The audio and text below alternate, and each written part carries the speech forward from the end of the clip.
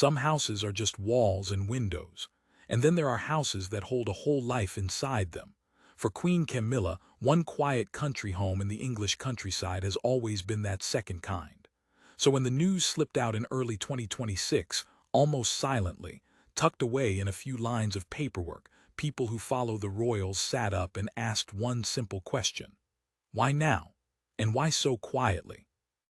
To understand why a change of ownership on a single house could stir so much curiosity, you first have to understand what this house has meant to the woman who bought it nearly 30 years ago. The house is called Ray Mill House, and it sits near the village of Lacock in Wiltshire, hidden behind 12 acres of gardens. It is old, built around the 1860s, and carries the graceful, slightly grand look of that century. But its real story is not about architecture. It is about a moment in one woman's life when everything had changed, and she needed a place that was entirely her own. In the mid-1990s, Camilla was newly divorced, no longer a wife in the eyes of the world and searching for solid ground. This house became that ground. It was not a palace handed to her by anyone. It was a home she chose for herself, at a time when very little in her life felt certain. For years, this property stayed in the background of the public story. The cameras were pointed elsewhere.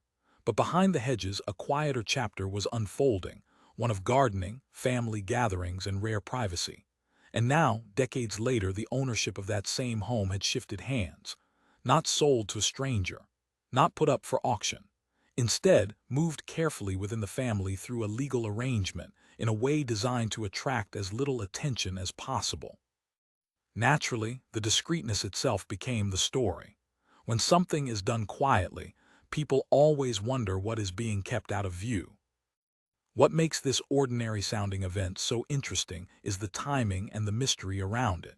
It arrived during a period when the royal family was already in the headlines for other reasons, and so a small piece of estate paperwork suddenly carried the weight of speculation. Was it a farewell to a beloved home, a practical financial step, a sign of something changing behind palace doors? To find the honest answer, you have to go back to the very beginning, to why this house was bought in the first place, and what it cost the woman who bought it, in ways that went far beyond money. To understand the house, you have to understand the year she bought it. In 1996, Camilla'S marriage to Andrew Parker Bowles had ended.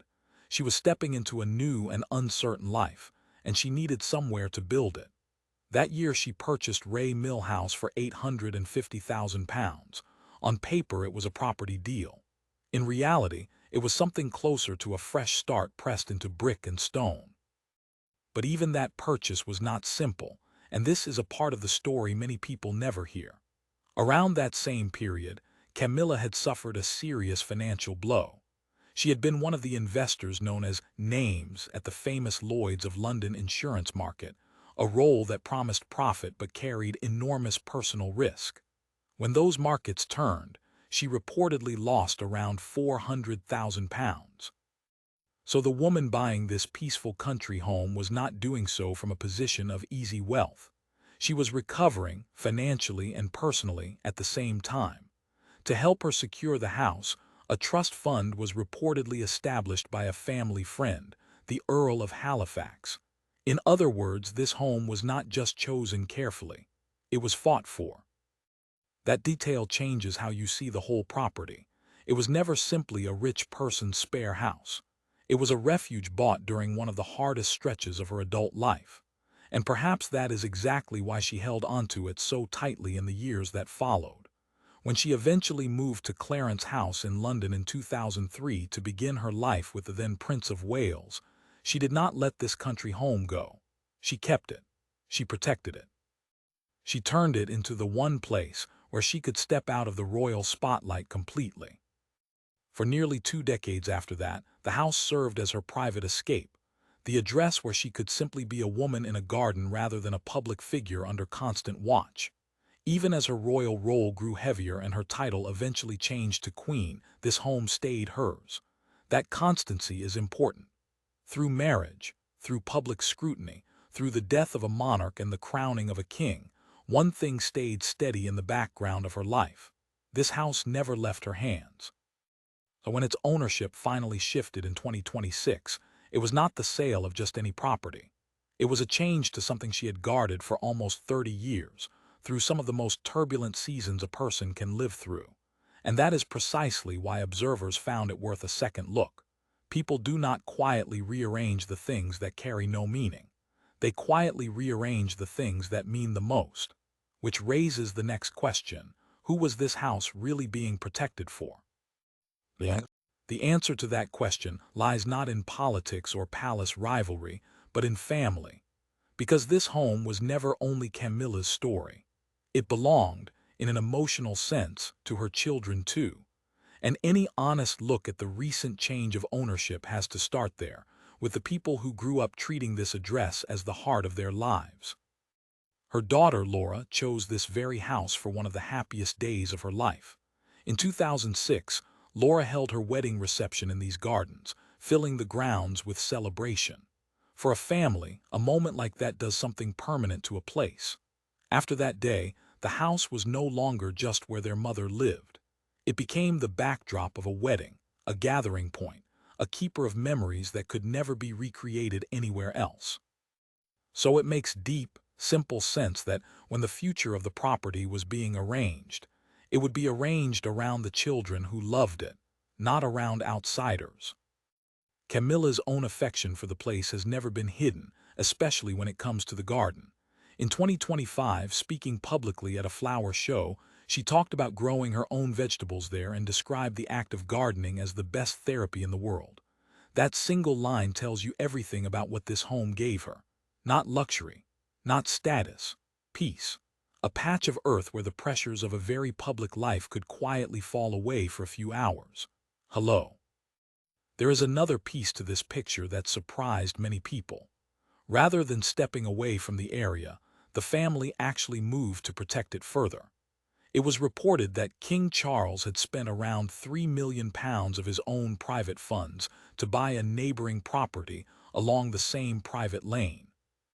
The reasoning was strikingly personal: to preserve privacy around Ray Mill House, and to make sure the surrounding land could not be turned into something commercial, like an events or wedding venue. That is not the behavior of a family walking away from a home. That is the behavior of a family drawing a protective circle around it. When you place all of these pieces side by side, the wedding held there, the gardening she loves, the neighboring house bought purely to guard its peace, a very different narrative appears than the dramatic one being whispered online. This does not look like a home being abandoned in a hurry. It looks like a home being carefully wrapped up and handed forward, so that the next generation can hold on to it exactly as it has always been. And yet, the way it was done still left room for speculation. To settle that, you have to look closely at what the paperwork actually said, and what it did not. Here is where rumor and record finally part ways. According to land registry documents, the ownership of Ray Mill House was placed into the names of Camilla'S son-in-law, Harry Lopes, and a financier named Jake Irwin. On the surface, that sounds like strangers taking control. In reality, these two men were understood to be acting as trustees on behalf of Camilla'S own children, Laura and Tom. A trustee holds the legal title of a property, but is not the true beneficial owner, meaning the people who actually benefit from the home remained exactly who you would expect: the family. This is the detail that quietly dismantles the more sensational version of events. There was no dramatic fire sale, no panicked rush to offload a home. Sources close to the Queen pushed back directly on the idea that the property was being sold off, explaining that the move simply formalized long-standing family arrangements and kept the house as a private residence rather than a commercial site. In plain terms, it was estate planning, the ordinary, sensible act of organizing who will hold a treasured home in the years ahead. It only looked mysterious because it was done privately, and privacy always invites imagination.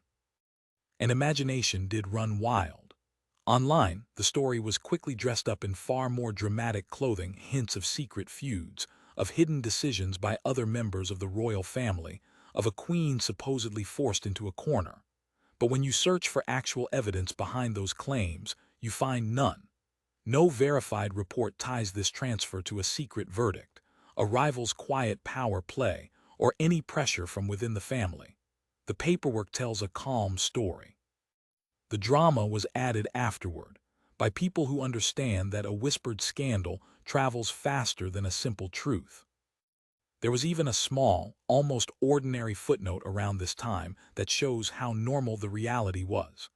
Camilla applied to the local council for permission to remove a single deteriorating tree on the grounds, a cypress said to be blocking light from younger plants. Because the house sits in a protected conservation area, even trimming the garden required official approval. This is not the behavior of someone fleeing a home. It is the behavior of someone still tending it, still planning its future, still caring about the light reaching the youngest plants in the soil. So in the end, the real story is quieter and, in its own way, more moving than the invented one. A woman who bought a home during the hardest chapter of her life held on to it for nearly 30 years, then carefully arranged for the children who love it to carry it forward. No betrayal, no secret hand forcing her out, just a family protecting the one place that always felt like theirs. Sometimes the truth does not shock you. Sometimes it simply reminds you what a home is really for.